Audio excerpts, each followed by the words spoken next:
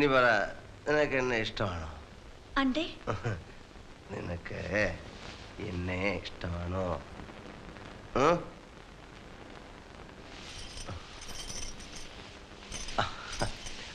ഇഷ്ടമാണോ എന്ന് ചോദിച്ചപ്പോൾ തലേ കൂടെ മുണ്ടിട്ട് കാണിക്കുന്നത്. ഇഷ്ടമാണോ നിനക്ക് എന്നെ? നിനക്ക് എന്നെ ഇഷ്ടമാണോ? നിനക്ക് എന്നെ ഇഷ്ടമാണോ? ഇഷ്ടമാണ് നിനക്ക്? 15 ഞാൻ തരും. 15 പൈസ.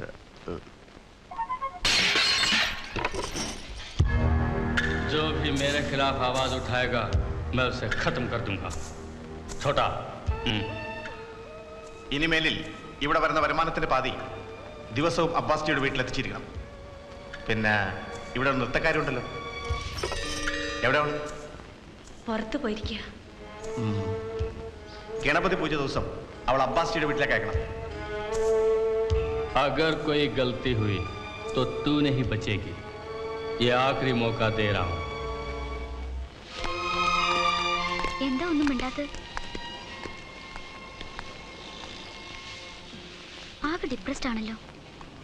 മടുത്തു. ഒരു ജോലിയും കിട്ടുന്നില്ല. 50,000 രൂപയാണ് അത്രേ ഒരു ജോലി തരാൻ. അത്രയും കാശ് കയ്യിലുണ്ടെങ്കിൽ ആർക്കാ ജോലിയുടെ ആവശ്യം? നിന്റെന്ന് വാങ്ങിച്ച കടം തന്നെ തിരിച്ചു തരാൻ നിവൃത്തിയില്ല. സാരില്ല, വലിയ ജോലിയൊക്കെ കിട്ടി ധാരാളം പണമൊക്കെ ആകുമ്പോൾ എല്ലാം പലിശയും ചേർത്ത് ഞാൻ വാങ്ങിച്ചോളാം. നടക്കുന്ന കാര്യം പോലും പറ. ഞാൻ എന്തൊക്കെയാ നേർന്നിരിക്കുന്നതെന്നറിയോ? പക്ഷേ വലിയ ആളാവുമ്പോൾ ഈ പാവപ്പെട്ട ചായക്കടക്കാരി മറന്നു കളയരുത്. ശേഖർ,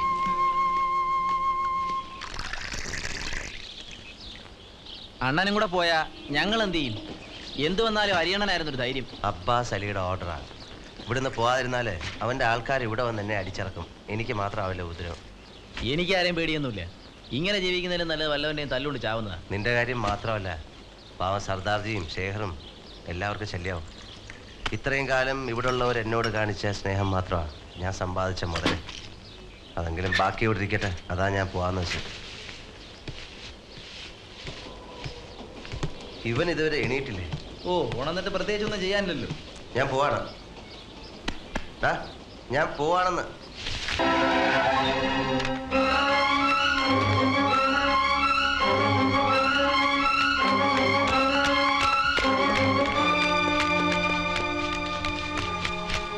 എന്തു പറ്റി ശേഖരന്? കുഴപ്പമൊന്നുമില്ല. ഇന്റൻസീവ് കെയർ യൂണിറ്റിൽ അഡ്മിറ്റ് ചെയ്തിരിക്കുക. നാളെ കാണാൻ ഒക്കുമെന്ന് ഡോക്ടർ പറഞ്ഞു. ഇവിടെ നിന്നിട്ട് കാര്യമൊന്നുമില്ല. എന്താ അവനിത് ചെയ്യാൻ? മടുത്ത് കാണും. എല്ലാം സഹിക്കുന്നതിന് ഒരു അതിരല്ലേ. കുഞ്ഞുനാൾ തൊട്ടേ ഞാൻ കാണുന്നതാ, ബോംബെയുടെ ഏത് മുക്കിനും മൂലയിലും ഉണ്ട് റൗഡി. അവന്മാർക്ക് റാമോളി ജീവിക്കാനാ ഇവിടെ ഉള്ളവരുടെ വിധി. അബ്ബാസ് അലി അല്ലെങ്കിൽ അവനെ പോലെ വേറൊരു തൊട്ടി. ഇതാ ഞാൻ പറഞ്ഞത്. ഇങ്ങനെ പേടിച്ചോടാൻ തുടങ്ങിയാലേ ബോംബെ മുഴുവൻ കിടന്ന് ഓടാനേ സമയം കാണും. വാചകം അടിക്കാൻ എല്ലാവരും ഉണ്ട്. ഞാൻ എന്തും ചെയ്യാൻ തയ്യാറാണ്. തല്ലുകൊണ്ട് ചാവുന്നതിന് പട്ടിണി കിടന്ന് ചാവുന്നതിനെക്കാട്ടിലും അന്തസ്സുണ്ട്. നീയൊക്കെ എൻ്റെ കൂടെ നിൽക്കാം. ആരില്ലെങ്കിലും ഞാൻ നിൽക്കാം. ചുമ്മാ അതും ഇതും പറഞ്ഞിട്ട് കാര്യമില്ല. കാശുണ്ടാക്കാനുള്ള വല്ല പണിയും തുടങ്ങണം. എന്ത് പണി? ചുരുങ്ങിയ ചെലവിൽ 10 കാശുണ്ടാക്കാനുള്ള വഴി ഞാൻ കണ്ടിട്ടുണ്ട്. ചാരായം വാറ്റാനോ? അല്ല, കുടിക്കാൻ. സാധനം ഉണ്ടാക്കി തന്നാ മതി, കൊണ്ടുപോയി കച്ചവടമാക്കി കാശുണ്ടാക്കി തരുന്നതിന് ഞാൻ ഏറ്റു. പോലീസ് പിടിച്ചാലോ? അബ്ബാസ് അലിയും പോലീസും ശാപ്പാടും എല്ലാം കൂടെ നടക്കില്ല. റെഡി ആണെങ്കിൽ പറ, തുടങ്ങാനുള്ള കാശ് ഞാൻ ഒപ്പിക്കാം. ഏയ്, അത് വേണ്ട. വല്ല കള്ളക്കടത്തും. എന്തോന്ന് എടുത്തു വെച്ച് കടത്തും?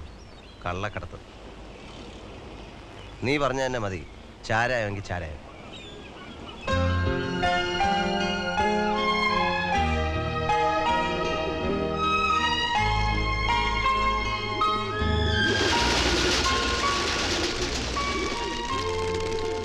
ഒരു ജോലിയില്ലാതെ ഇനിയും നിങ്ങൾക്കൊക്കെ ഒരു ഭാരമായി ജീവിക്കാൻ വയ്യ.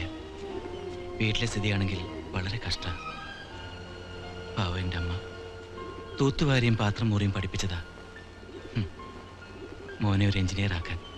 താൻ മരിച്ചാൽ അത് മാറുവോടോ? ഗോവിന്ദൻകുട്ടി തന്നോട് വഴക്കിടുന്നതിൻ്റെ കാര്യം എനിക്കിപ്പം മനസ്സിലായി. ഗതി കെട്ടാലും ഉടുപ്പൊലയുന്ന പണി ചെയ്യാൻ തനിക്ക് മടിയാണ്. ദുരഭിമാനം. മോഹിച്ച ജോലി കിട്ടിയില്ലെങ്കിൽ ജീവിക്കാൻ വേണ്ടി മറ്റൊന്ന് കണ്ടെത്തണം. ചീപ്പ് മാനുവൽ ലേബർ ആണെങ്കിലും. ഞാൻ എന്തും ചെയ്യാം. എങ്കിൽ ജോലി ഞാൻ തരാം. ഡിഗ്രിയും സർട്ടിഫിക്കറ്റും ഒന്നും ആവശ്യമില്ല. പക്ഷെ കോട്ടും സൂട്ടും ഒന്നും ഇടാൻ പറ്റില്ല. ദേഹം അനങ്ങി പണി ചെയ്യേണ്ടി വരും.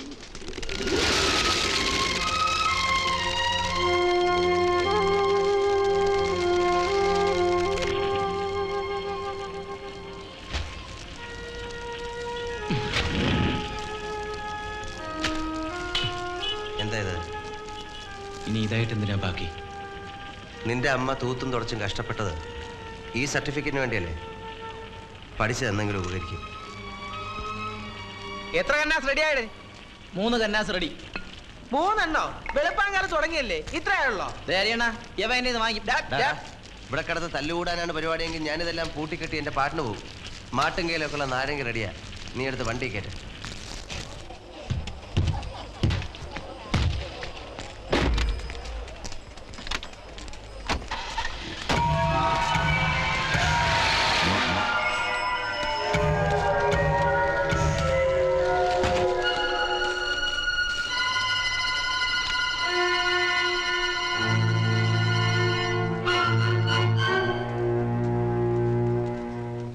എന്താടാ കാർലി, ചോദിച്ച കേട്ടില്ലേ? അത്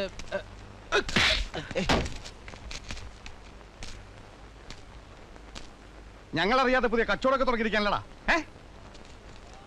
നീയാണോ ഇവരുടെ പുതിയ നേതാവ്? എത്ര നാളാണ് ഇത് തുടങ്ങിയിട്ട്? എത്ര കാശുണ്ടാക്കിയടാ? എന്താടാ വായന നാക്കില്ലേ? ആരൊക്കെയാണ് നിന്റെ ചിങ്കിടികള്? പറയടാ, പറയടാ, പറയാൻ പറയടാ പള്ളി.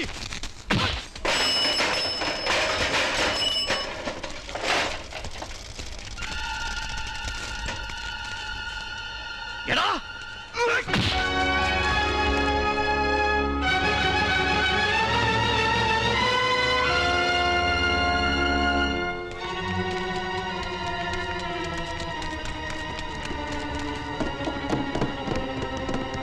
എന്താ ഊട്ടി കാട്ടിയത്? മനുഷ്യനെ മനസമാധാനത്തോടെ ജീവിക്കാൻ സമ്മതിക്കില്ലേ? അബ്ബാസ് അലിയുടെ ആളെ അടിച്ചവങ്ങളെ യാരെയും ഉയരോടെ വിട്ടതല്ലേ? അയാൾ അറിഞ്ഞാൽ പിന്നെ ഇവിടെ ചോര കളമായിരിക്കും. അബ്ബാസ് ഇവിടെ വന്നിറങ്ങിയ നിങ്ങളെ മാത്രമല്ല ഞങ്ങളെ വെച്ചേക്കില്ല.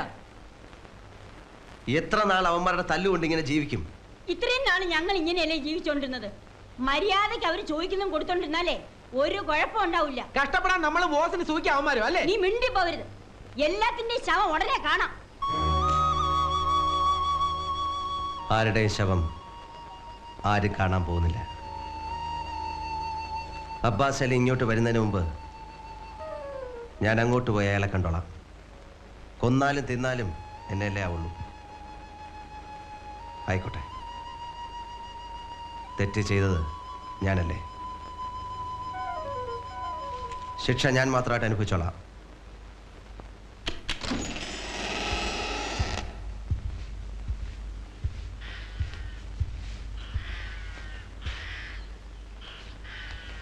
क्या अब्बास है?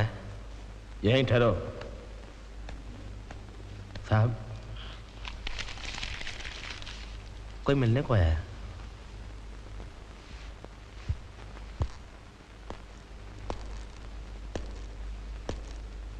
चला सा.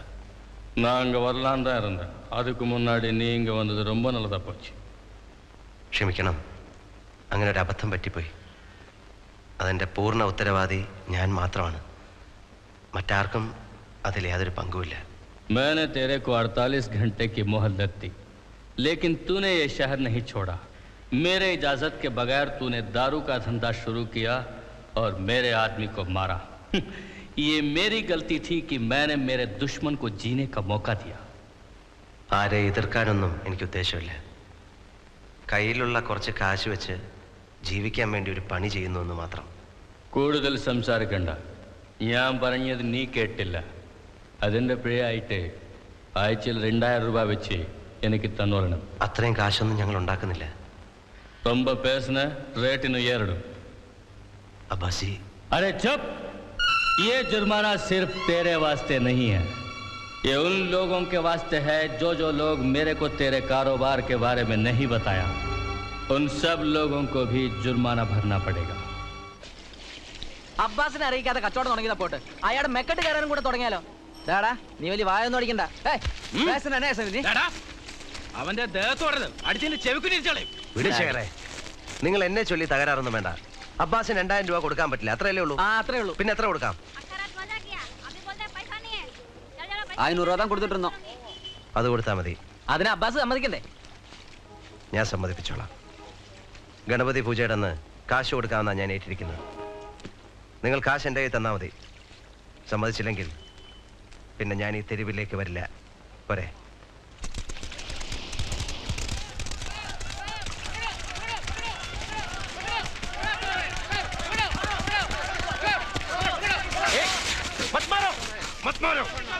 क्या हुआ?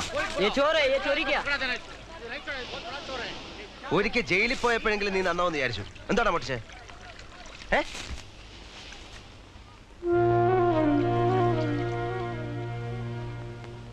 5 ദിവസമായി ആഹാരം കഴിച്ചിട്ട് നിവൃത്തിയില്ലാഞ്ഞിട്ടാ.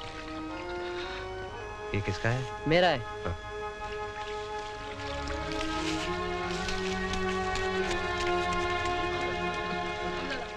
അങ്ങോട്ട് വന്ന നിങ്ങൾ കേട്ടില്ലെന്നറിയാം.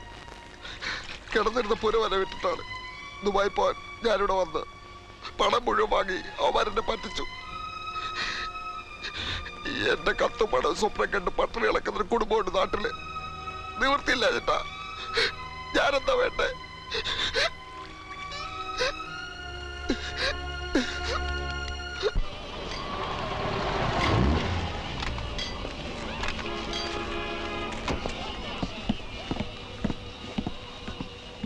How are you, Larry? Hi.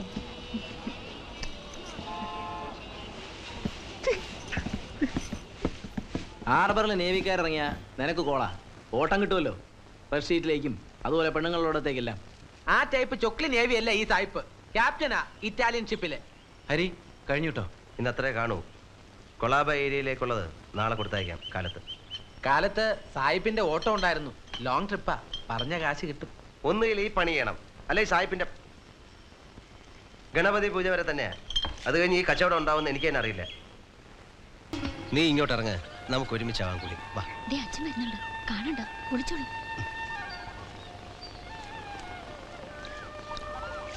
നീ ഹരിയോട് പറഞ്ഞോടി? ഇല്ലച്ചാ, പറയാം.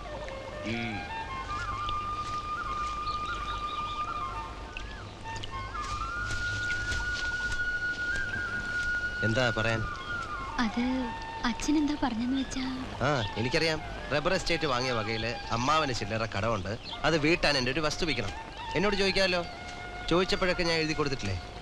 ഇല്ല, ഞാൻ സമ്മതിക്കത്തില്ല. മുമ്പ് ചോദിച്ചപ്പോഴൊക്കെ വസ്തു ഏതെന്നോ വില എന്തെന്നോ അന്വേഷിക്കാതെ പറഞ്ഞ സ്ഥലത്തൊക്കെ ഒപ്പിട്ട് തന്നവളാ ഞാൻ. പക്ഷെ ഇതെന്റെ അനിയനും കൂടി അവകാശപ്പെട്ട സ്വത്താ. അവന് വേണ്ടി ആരും ബാധിക്കണ്ട. ചെറുപ്പം തൊട്ട് തന്തയും തള്ള ഇല്ലാത്തത് അറിയിക്കാതെ അവനെ എടുത്തു വളർത്തിയത് എന്റെ അച്ഛനാ. നിന്നെ ആ കണക്കിൽ ഞങ്ങൾക്ക് നഷ്ടേ കാണൂ. ഇല്ലടി, നിന്നെ പോലൊരു മൂദേവിയെ തലയിലേറ്റി നടക്കേണ്ടി വന്ന എന്റെ ഗതിയോട് ഓർത്താലേ. ഓ, മുമ്പത്തെ ഇഷ്ടക്കാരി മതിയായി തോന്നുന്നുണ്ടോ ഇപ്പം?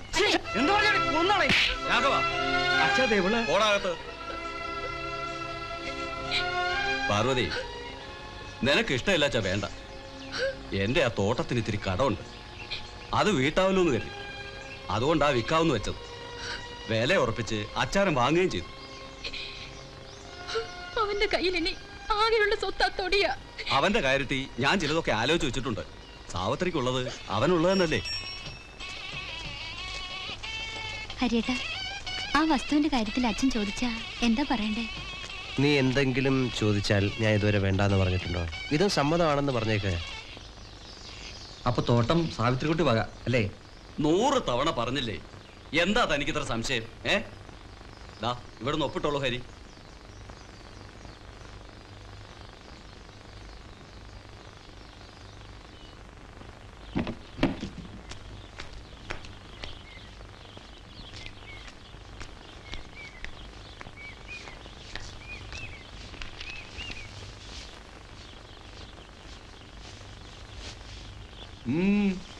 നീ എന്താ പെട്ടെന്ന് ഇങ്ങോട്ട് പോകുന്നത്? തോട്ടത്തിൽ വല്ല പ്രശ്നമുണ്ടോ? പ്രശ്നം എവിടാണ്? എന്നെ തോട്ടത്തിലേക്ക് പറഞ്ഞു വിട്ട് അമ്മാവൻ ഇവിടെ ചില കാര്യങ്ങൾ നടത്തിയെന്ന് അറിഞ്ഞു. എന്ത് കാര്യം? അമ്മാവൻ സാവിത്രിയുടെ കല്യാണം ഉറപ്പിച്ചോ? ഞാനത് നിന്നോട് പറയാനിരിക്കേ. നല്ല പയ്യൻ, ഒന്നാന്തരം തറവാട്ടുകാരൻ, ദുബായിൽ വലിയ ശമ്പളമുള്ള ജോലി. പണം കണ്ടാൽ എന്ത് ചെയ്യാനും മടിക്കാത്തവരാ നിങ്ങളെന്ന് എനിക്കറിയാം. പക്ഷേ ഈ ജാതി നെറുകേട് എന്നോട് കാണിക്കരുത്. കള്ള കഴിവേറി എന്ന് പറഞ്ഞടാ നീ. എനിക്ക് ജീവനുണ്ടെങ്കിൽ സാവിത്രിയെ മറ്റൊരാൾ വിവാഹം ചെയ്യാൻ ഞാൻ സമ്മതിക്കില്ല. പറഞ്ഞു മോഹിപ്പിച്ച് എല്ലാം ഉറപ്പിച്ച മട്ടിൽ മകളെ കൊണ്ട് എന്റെ വസ്തുക്കൾ എഴുതി വാങ്ങിച്ചു